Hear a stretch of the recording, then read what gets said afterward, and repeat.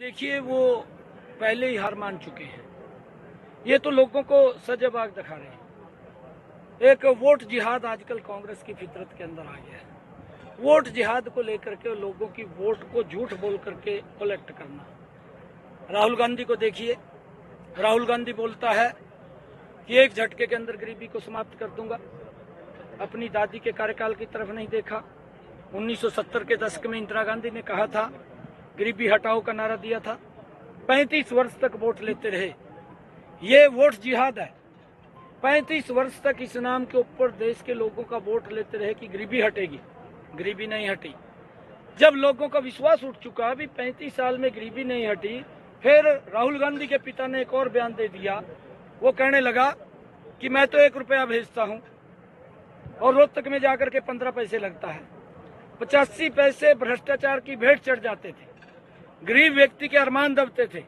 गरीब व्यक्ति को जो सुविधाएं मिलनी थी वो नहीं मिल पाती थी। देश के अंदर जो विकास होना था विकास नहीं होता था। ये वोट जिहाद था और लोग देखते रहते थे कि सरकार बनी है और उनकी बाद में उनको कोई सुविधा नहीं मिल पाती थी। हमारी माताएं बहनें आप लोगों के सामने है, 2-2 किलोमीटर से सर के ऊपर मटका रख करके पानी लेकर के आती थी। परंतु आज नरेंद्र मोदी जी के समय के अंदर हर घर के अंदर नल और स्वच्छ जल पहुंचाने की व्यवस्था ये सरकार ने पहली बार इन 10 वर्षों के अंदर की है। आज उन माताओं को भी सम्मान दिया है। और फिर ये वोट जिहादी है। राहुल गांधी बोलता है कि आप हमें वोट दो, मैं 1-1 लाख रुपया ठकाठक खटाखट खाते के अंदर पहुंचा दूंगा। अरे भाई, किसने तेरे को लिख कर दिया? ये तो कोई लिख करके इसको राहुल गांधी को देता है, उसको ये पढ़ता है और पढ़ करके बोलता है 50 लाख करोड़ रुपए का बजट बनता है। देश का बजट जो हमारा टोटल है 46 लाख करोड़ रुपए का है।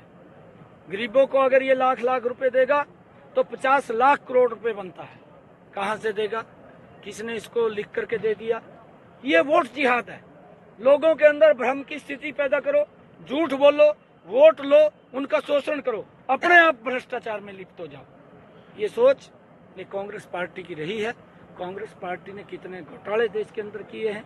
आज जो इंडी गठबंधन के लोग इकट्ठे हुए हैं वो इसलिए इकट्ठे नहीं हुए कि हमने देश का भला करना है।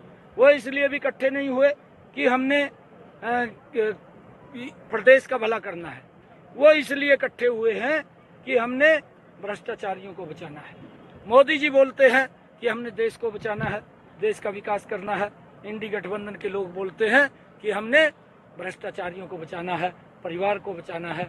आप कल्पना कीजिए, जो व्यक्ति कांग्रेस को पानी पी पी करके गाली देता था, मंच पर खड़ा होकर के बोलता था मैं बच्चों की कसम खाता हूं, मैं कभी भी कांग्रेस से समझौता नहीं करूंगा। कांग्रेस की अगर जांच की जाए, सोनिया गांधी की जांच की जाए तो तिहाड़ जेल के अंदर चली जाएगी। इतने घोटाले कांग्रेस के ऊपर हैं। ये बात ये केजरीवाल बोलता था। जो एक दूसरे को गाली देते थे, कांग्रेस केजरीवाल को गाली देती थी, केजरीवाल कांग्रेस को गाली देता था।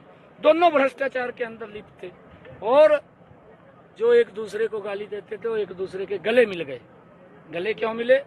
कि देश के अंदर वो भ्रष्टाचारियों को बचाएं और देश से कोई मतलब नहीं है, देश के लोगों से कोई मतलब नहीं है। और मोदी जी की सोच है कि हमने देश का विकास करना है, देश को बचाना है, देश के भ्रष्टाचार के ऊपर रोक लगानी है।